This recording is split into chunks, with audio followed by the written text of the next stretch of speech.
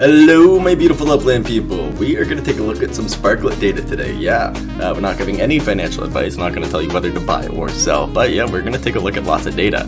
On the mobile, there's a lot more data available than on the web for BitGet, and there's a lot of cool things that we can look at. So first, let's start with comparing L3, which is a token that was dropped right next to Sparklet, and the two of them are always trading at similar market prices. They're around the same circulation, and I just thought it was interesting to compare these two. So if I bring up both of these really quick here on the screen, so we can see that the total market cap for Sparklet is 10.81 million, and for L3 it's 18.93 million. Except what's interesting is that the 24-hour volume market cap is only 1% for Sparklet and 46% for layer 3.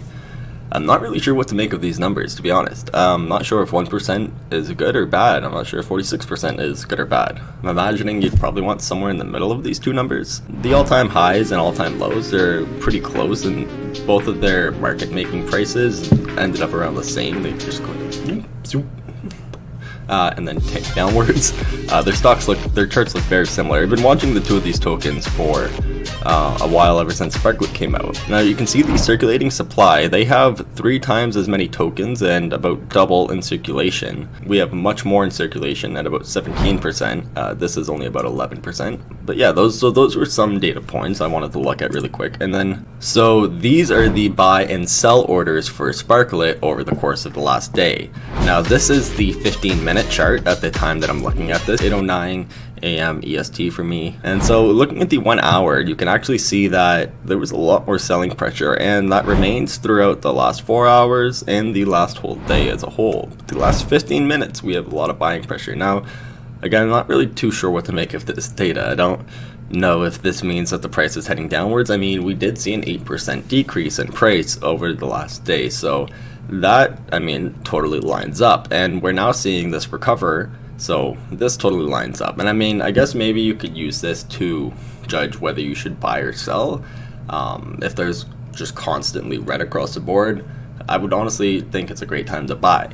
Now, taking a look at some other pieces of data here, we can see that, well, there's 38 buying addresses for L3 and 75 selling addresses, versus if we look at Sparklet, we have double the amount of buying addresses versus selling addresses in the last 24 hours.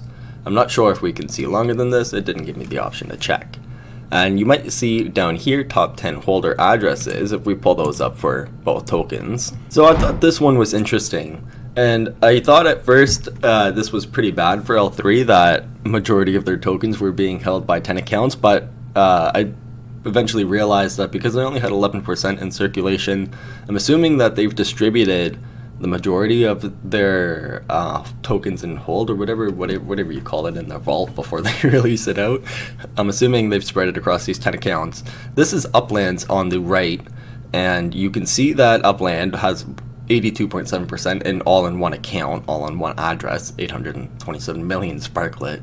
And then you can see that one account, not an Upland account, holds 9% of the total supply of Sparklet, which is pretty friggin' nuts. And that would probably be Abdullah, 89 million.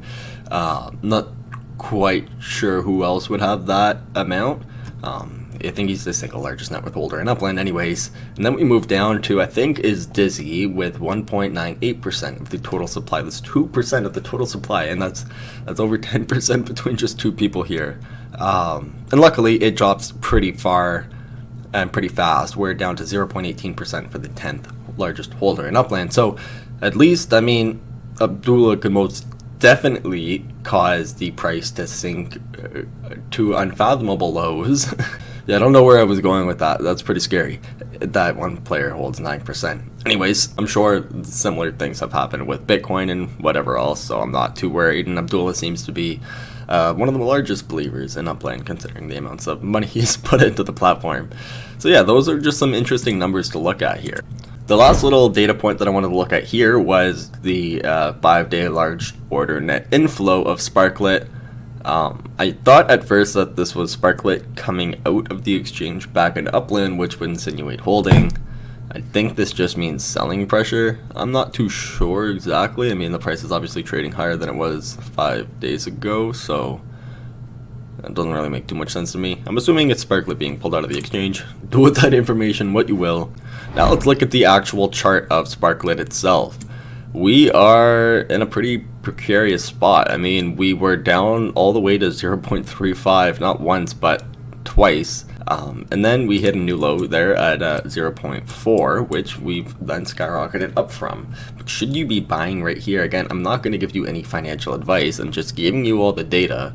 I currently have about $1,000 in Sparklet at this price point.